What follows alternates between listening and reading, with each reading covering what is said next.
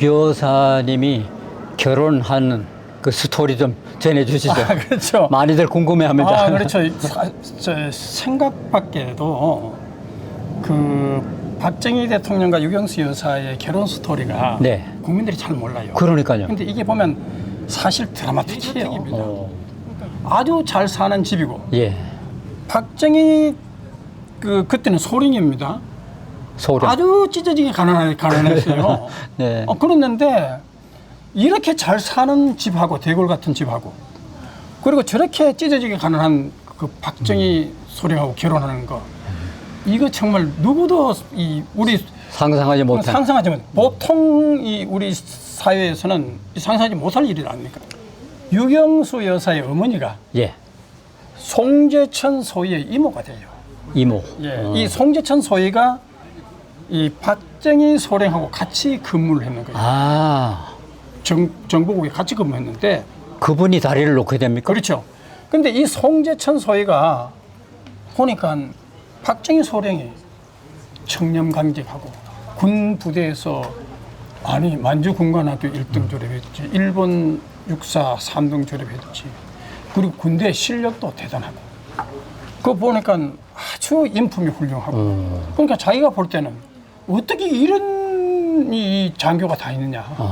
근데 이분을 반드시 내 이모한테 소개해가지고 유경수 여사하고 이 다리를 나가 결혼을 시켜야 되겠다 하는 생각이 날동이죠. 탐이 나는 이 박정희 소령이었어요. 그 송재천 소위가 이제 나중에 이제 결혼하고 난 뒤에 이제 지금 요즘 그 회고에 의하면 나는 정보국에 근무하면서 포로 신문관이 돼가지고 박정희 소령 과장님이 아직 결혼을 안 하신 걸 자기가 알았다는 거예요. 근데 정보국에 근무해 보니까 함께 식사도 하고 때로는 술도 같이 마시는 거예요. 그러니까 송재천 소위는 자연스럽게 평소에 인품이 훌륭하다 보니까 이분을 내가 이 유경수 여사한테 집안에 결혼시켜야 되겠다 하는 생각이 들어가지고 그 이모한테 처음에는 박정희 소령한테 그 거론을 했으니까 처음에는 진지하게 안 느꼈어요. 왜냐하면 자기가 워낙 찢어지게 하는 자격지심이 있을 거 아닙니까? 그렇죠. 그러다가 이제 나중에 선을 보게 되었어요. 그러니까 유경수 여사가 훗날 이제 언론 인터뷰를 하면서 소개를 했는데요. 맞선 보던 날 고난을 벗고 이 고난을 구두끈을 펴면서 벗고 하는 그 모습을 뒤에서 유심히 뒤에서. 그러니까 앞에 얼굴은 사람이 눈을 가릴 수가 있고 속일 수도 있잖아요. 근데 뒷모습은 속일 수 없는데 그렇죠. 너무너무 듬직하더래요. 듬직하고 그리고 그래서 또 대화하는 거 보니까 그 맞선 보면서 대화하니까 믿었고 소박하고 아주 정답고 아주 신실해 보였다는 거죠. 그래서 근데 그 유경수 여사가요. 박정희 소령하고 맞선을 보기 전에 그때가 26살입니다. 26. 그때 26 하면 노처녀입니다. 그렇습니까? 그 26인데 왜 이렇게 결혼을 늦었냐? 집에서 결혼시키려고 이런 남자 좋다는 남자들은 다 했는데 유경수가 마음에 안 든다는 거예요. 그런 일을 하듯이. 그래서 노처녀까지 26까지 했는데 예외적으로 박정희 소령은 보자마자 듬직하게 정말 잘 보게 된 거죠. 일단 뒷모습에 매력을 그렇죠. 느꼈죠. 또 대화에도 그랬고. 거기에 반해서 박정희 소령은 그 맞선 소감이 어땠습니까? 박정희 이제 소령도 나중에 이제 결혼하면 언론 인터뷰에서 결혼 일화를 다 얘기하잖아요. 그렇죠. 그 하는데 보니까 단정하게 이렇게 무릎을 꿇고 그리고 부모와 박정희 소령 앞에 찻잔을 놓고 어머니 옆에 몸을 가리듯 다소치 이 고개를 숙이고 있는 모습이 그때 박정희 소령이 뭐라고 얘기하냐면 티 하나 없이 순진한 처녀로서 청순한 인상을 강렬하게 봤었다는 거예요. 그러니까 우리끼리 하는 말로 첫눈에 반하는 거예요. 천생연분이네. 그렇죠. 천생연분 맞죠. 그랬군요. 그래, 참 그렇군요. 그 유경수 여사의 집안 부모님은 어떻게 금방 혼사를 오케이 참 하셨습니까? 이게 참 또 이것도 참 복잡한 스토리인데요. 예. 그 아버지 육종관 씨는요. 그때 6.25 전쟁통 아닙니까? 그렇죠. 아니 이게 소련 같으면 지휘관인데 가만 총 맞을 수도 있는데 자칫하면 딸을 갑으로 생갑으로 만들 수 있다 생각하고 결혼을 결사적으로 반대했는 거예요. 그거는 우리가 이해를 합니다. 보통 부모들이 전쟁통에 군 일선 지휘관이 되는 장교 그 결혼시킨다는 게 보통 부모들은 허락하지 않겠죠. 1950년대 전쟁통이니까. 그렇죠. 예. 그런데 참 신기한 게 26살까지 그때까지 계속 집에서 막 결혼시키려고 좋은 남자는 다 했는데 다 비토 나왔는데 딱 유경수 여사만은 유경수 여사가 박정희 소령을 딱 받으니까 마음에 들어하는 거예요. 아 결혼을 하겠다는 거예요. 근데 유경수 어머니도 또 대단해요. 어머니도. 어머니도 딱 마음에 드는 거예요. 박정희 보니까 단정하고 뭐 얘기하는 이 품위가 있어 보고 절도 있고 그리고 송재천 소위한테서 또 들은 이야기도 예비 있고 지식도 있고 해보니까 너무너무 마음에 드는 거예요.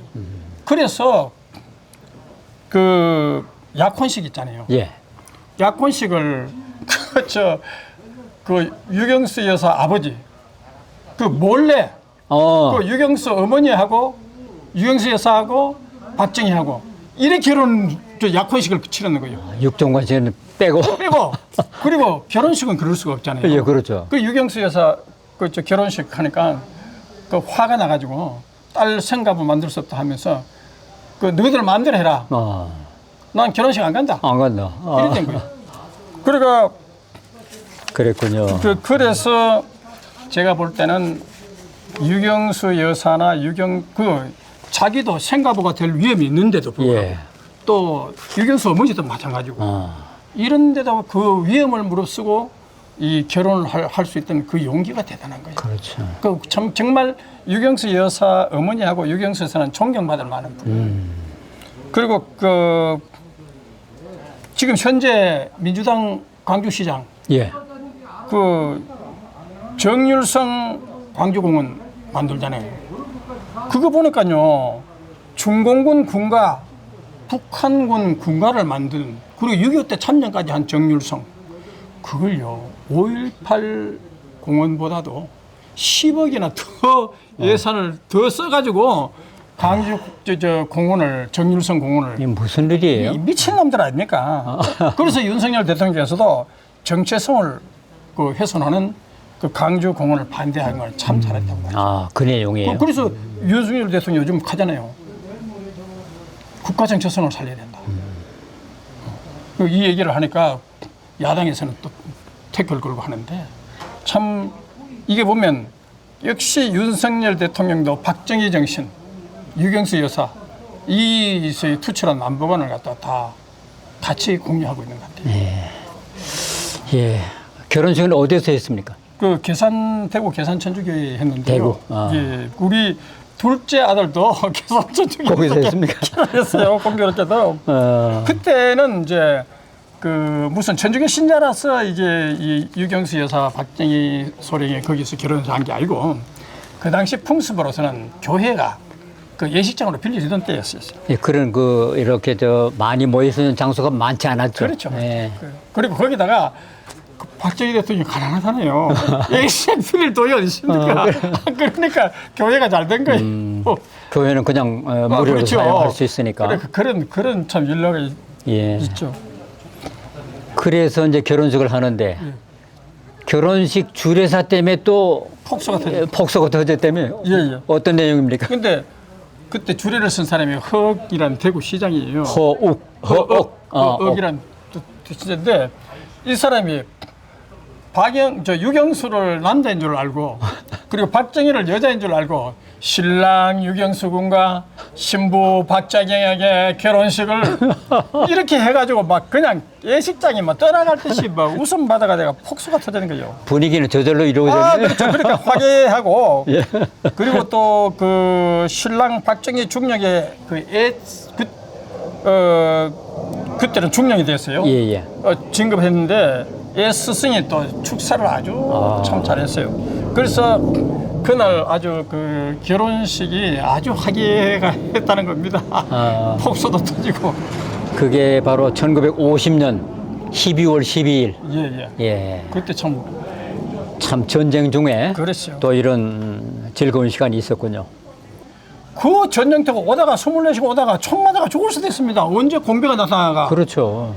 그 부인의 유경수 여사의 그 용기에 너무너무 감격을 했다는 거 아닙니까? 그 눈물을 흘릴 정도로 감격했다는 거. 그리고 전쟁 중에 결혼의 그 어려움 그렇죠. 있었군요. 그리고 또 이게 박정희 대통령이 또 그 무뚝뚝하지만 또 자상해가지고 예. 그 11월 29일 날 유경수 여사 생일 선물로 세타를 딱 이렇게 이 포장을 해가지고 탁 하면 요즘 같으면 임자 열어봐 기스러울 거 아닙니까? 아 그러니까 열어보니까 이게 뭐냐고 하니까 당신 생일이잖냐. 그러니까 유경수 여사는 그 깜짝 놀랐다니까. 남편이 또 생일 선물까지 해줬다는 거죠. 참 연분이고 두 사람이 애틋한 그런 그렇죠.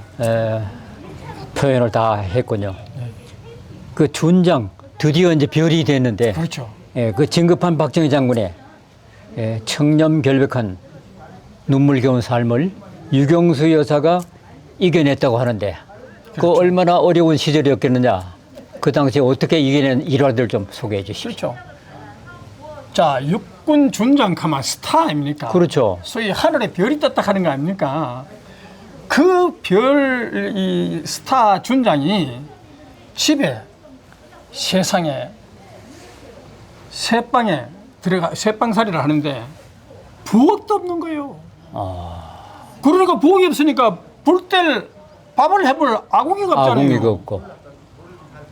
그러니까 불을 지필 아궁이도 없고 방에는 그러니까 불을 넣을 수도 없잖아요. 그렇죠. 그리고 방바닥에는 물이 줄줄 서는 거예요. 이게 기가 막히는 겁니다. 그리고 이 손바닥만한 이 부엌을 겨우 마련했어요. 이렇게 만들어가지고. 예. 이런 초라한 그때 이삿짐을 나르던 운전병이 하는 해고가 보면 아니 세상에 장군의 집이라 하는데 이렇게 초라한 이런 집이 다 새 집에 사느냐.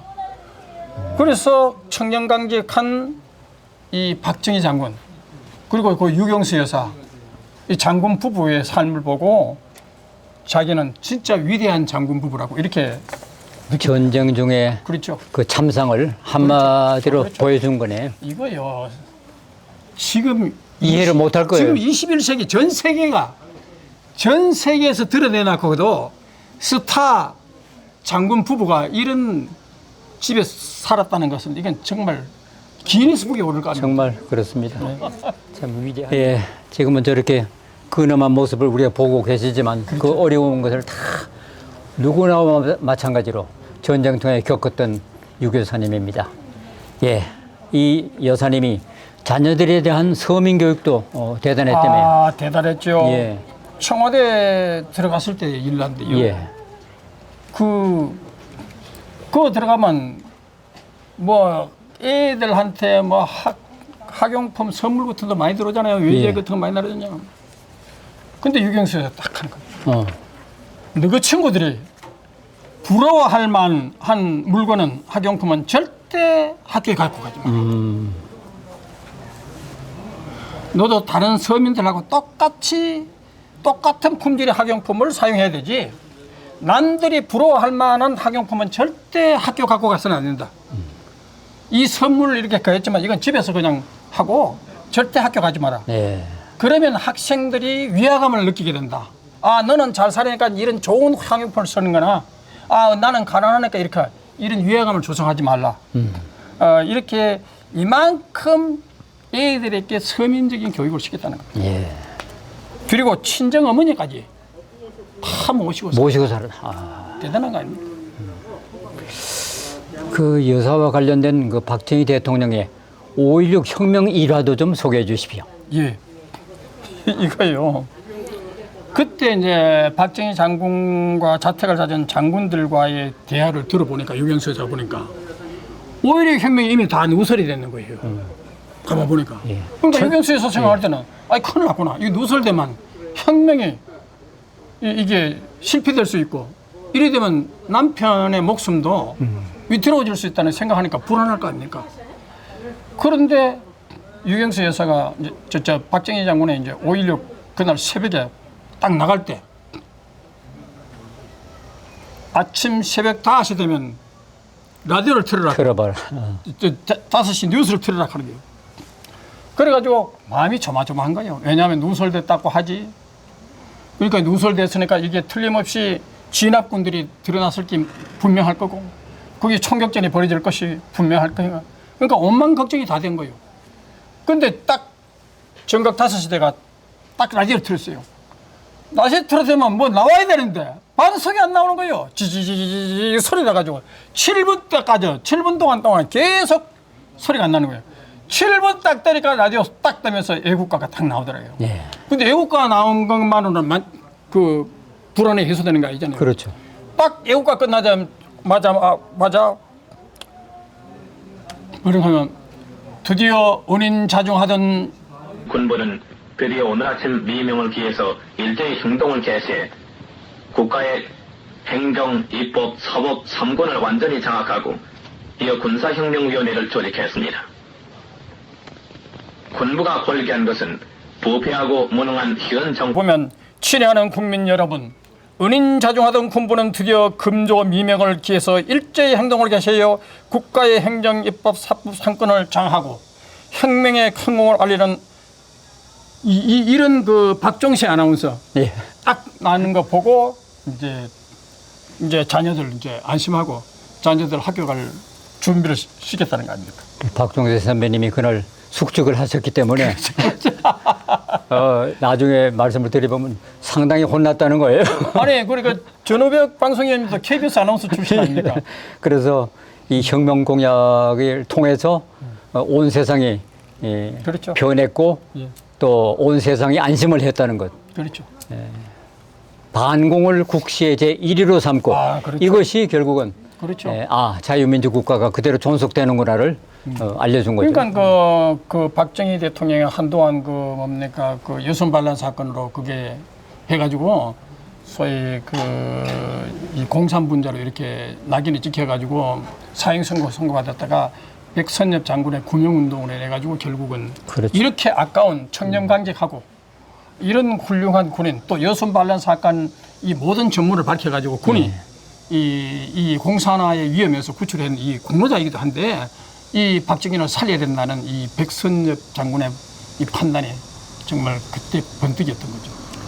1961년 5월 16일 혁명이 일어난 다음에 7월 3일인가요? 그 외교 사절단 대사의 부인들을 초청한 적이 있지 않습니까? 예. 그때도 그 자택을 방문한 일화가 있던데. 예. 그러니까 그게 초청이 아니고 사실은 박정희 장군이 이제 최고회의 의장이 되고 난 이후에 외교 사절들이 궁금했는 거예요. 이 박정희 의장이라는 사람이 어떤 인물이냐, 그 유경수 여사라는 사람이 어떤 인물이냐, 이 부부 집을 가고 오기 쉽다. 그리고 또 외교 사절들은 이 군사혁명에 대한 불안감도 있고, 그렇죠. 그래서 이 사람들이 진짜 이 대한민국을 잘 이끌어갈 거니까 궁금하기도 해가지고 집을 가겠다는 거예요. 근데 유경수 여사 가만히 생각해봐요. 깜짝 놀라는 거예요. 왜냐? 삼령동 그 집이 신당동 자택이 있잖아요. 신당동 자택에 협소하잖아요.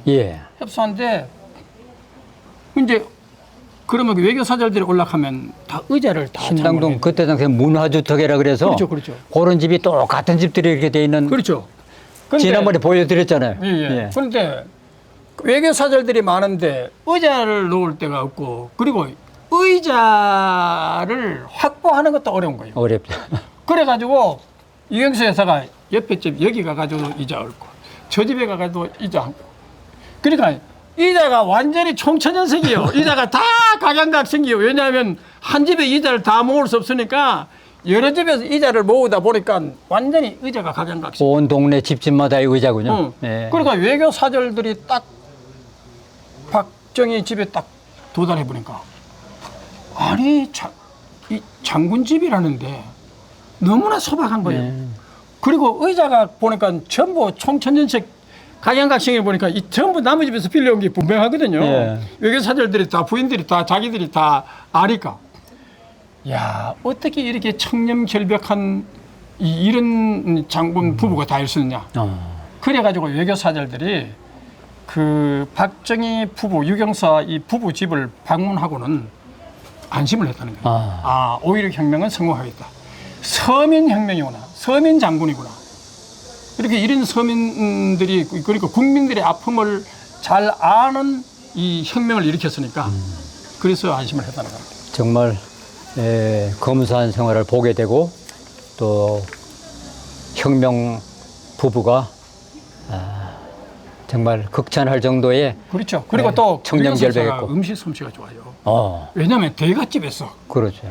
대갓집에서 이 수많은 손님들을 치르다 보니까 예. 음식을 너무 잘하는 거예요. 예, 그날도 대접을 했다며. 그렇죠. 옛날에는 이 대갓집 마님들이요 음식 솜씨가 다 좋았답니다.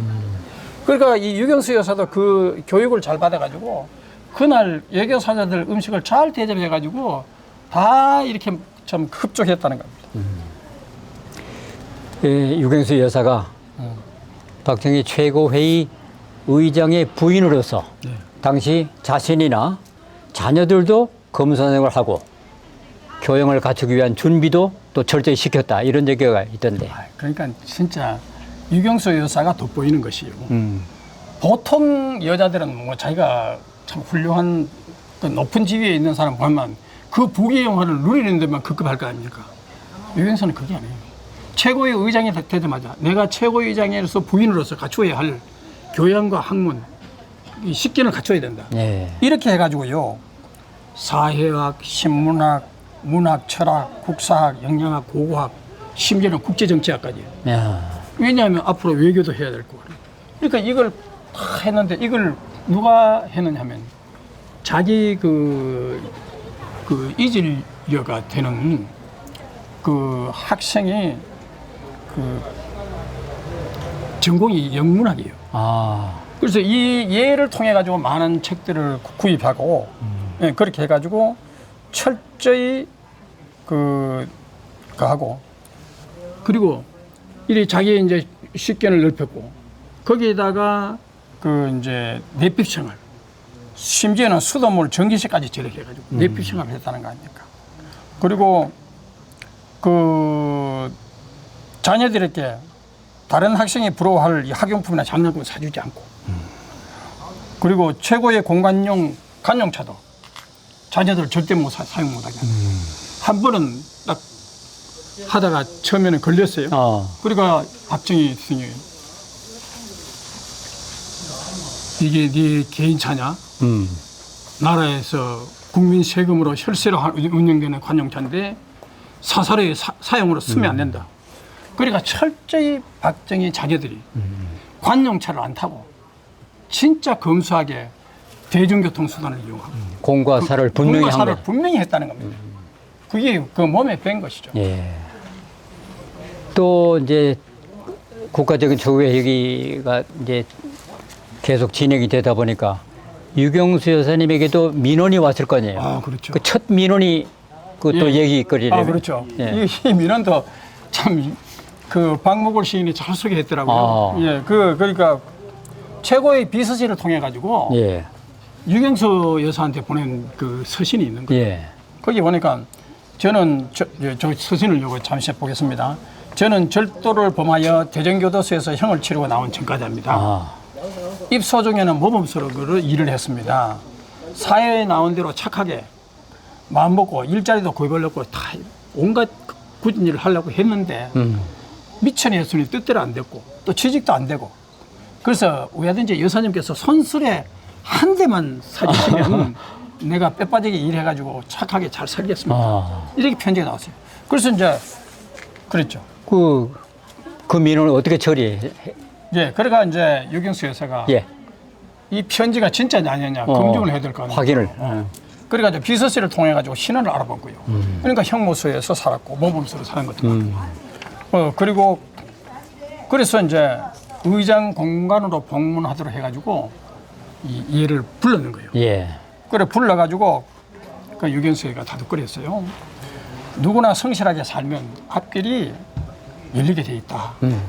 지난 허물을 용서받으려면 시간이 걸릴지 모르지만은 그 인내심을 갖고 밝게 착하게 살아가도록 해라 하면서 이제 손술의 대금을 딱 줬는데 봉투에 거기에는 손술의 대금만 있었는 게 아니라 그날 차비 그리고 숙박 식대 뭐 이런 거 등등등등 다 이렇게 해가지고 기타 해가지고 계산해가지고 자세히 해가지고 세 사람이 되라고 하고 건네준 거예요. 그날 들어갈 비용까지도 다 그렇죠. 감안해서. 그렇죠. 좀 자기가 또 돌아갈 예. 필요까지. 이런 경우는 이제 편지를 받아서 민원을 받은 건데. 그렇죠. 그러니까 나중에 이제 이 사람이 결국 세 사람이 됐다는 예. 겁니다. 직접 고통받는 국민을 현장에 가서 예. 찾아가서 또 도와준 예도 있다며. 아, 그렇죠. 유경수 여사. 그래서 유경수 여사는 여야를 떠나가지고 얼마나 존경을 받고 사랑을 받았습니까? 그래서 그 서울 용산구 이천동 난민 천막촌 예. 한 아낙네가 아이를 해산해서나 양식이 없어가지고 굶주리고 있다는 이런 언론 기사를 봤어요. 예. 그래 그 기사 내용을 찾아가지고 그 천막촌에 찾아갔어요. 근데 천막촌 찾아가기 전에 그 중간에 가다가 다른 천막촌에 또 엄청나게 불우한 사람 보는 거예요. 그러니까 이미 준비했던 미역이고 뭐 살 그 집에 주고 그 집에 주고. 주고 나머지 이제 그 저 사람 그 산모 그거는 그 다음 날 주기로 해가지고 그 다음 날 또 찾아가게 했다. 예. 근데 유경수 여사가 이 사람들만 찾아간 게 아니에요. 그래가지고 그 비서들하고 혁명주체설에게 그 부인들하고 예. 난민촌을 찾아가지고 굶주리는 많은 부모들 자녀들을 수시로 방문했다는 거 아닙니까?